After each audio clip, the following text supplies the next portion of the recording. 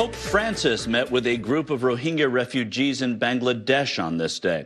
For the first time on his tour of Asia, he referred to the group by name. Following a speech, the Pope offered blessings and heard the Rohingyas' stories of persecution and suffering. The pontiff showed signs of being emotionally moved. It comes just days after the Pope failed to use the word Rohingya during his speech alongside Myanmar's de facto leader Aung San Suu Kyi.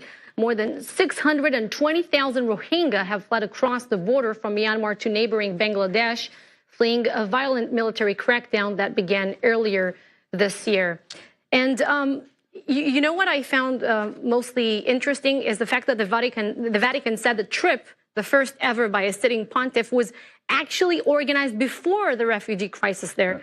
And it wasn't the kind of trip that the Pope was going to back out on. It was a really delicate trip. If you speak to Bangladeshi, if you speak also to people in Myanmar, it was a very difficult thing because he had pressure from the cardinals in Myanmar to say, no, you cannot mention these. And on the other hand, he has been criticized by rights groups for not referring to the Rohingya as Rohingya because... Exactly. I think today's trip in Bangladesh probably assuaged some of the critics because he was actually among the Rohingyas, so that does make a difference. And meantime, Syria's government delegation has abruptly pulled out of the 8th round of United Nations-led peace talks in Geneva on this day.